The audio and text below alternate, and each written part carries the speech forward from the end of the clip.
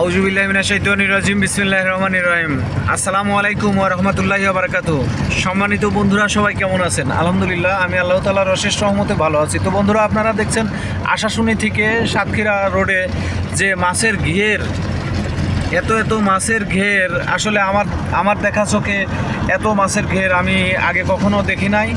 এবং আজ সকালে যখন আশাশুনি থেকে আমি গতকাল ঝিনাইদহ থেকে আশাশুনি এসেছিলাম, সাতক্ষীরার আশাশুনি থেকে এখন সাতক্ষীরার দিকে যাচ্ছি, এবং যাওয়ার সাথে সাথে আমি যত মাছের ঘের দেখছি, বাংলাদেশে হয়তো বিরল এই ধরনের মাছের ঘের কিন্তু আর আমার চোখে দেখা নাই। আপনারা যে লাইক কমেন্ট এবং শেয়ারের মাধ্যমে আমাকে জানাতে পারেন যে আপনারা কখনো এত মাছের ঘের দেখেছেন কিনা।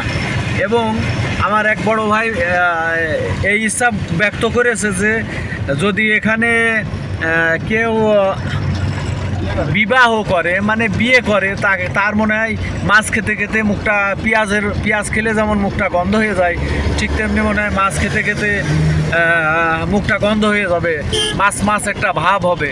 তো যাই হোক না কেন, আসলে দেখার মতো।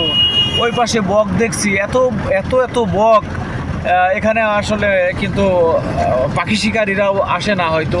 এবং এই পাশেও কিছু বক দেখছি, এবং আপনারা দেখছেন যে পানি, শুধু পানি আর পানি। একজন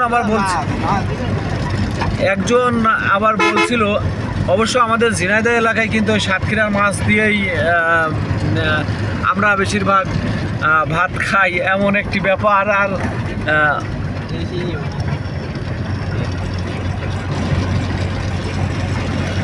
সাতক্ষীরার মাছই আমাদের এলাকায় চলে। যাই হোক, সকাল সকাল ওরা পিক আপে ভরে মাছ নিয়ে চলে যায়। আর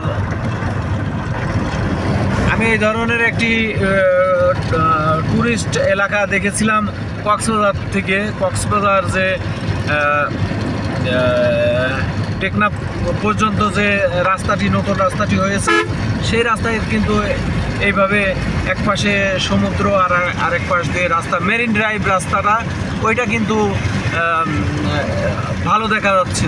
তো কিন্তু এখন এখানে সাতক্ষীরা এলাকায় যেটা দেখলাম, আসলে খুবই ভালো লাগলো এবং খুবই মনোমুগ্ধকর। তো সবাই ভালো থাকবেন, সুস্থ থাকবেন, এই আশাবাদ ব্যক্ত করে আমি মোহাম্মদ মুস্তাফিজুর রহমান এলবি লিটন, সাতক্ষীরার আশাশুনি সড়ক থেকে, এই মাছের বিভিন্ন রকমের ঘেরের আশপাশ থেকে বিদায় নিচ্ছি। আসসালামু আলাইকুম ওয়া রাহমাতুল্লাহি ওয়া বারাকাতুহু।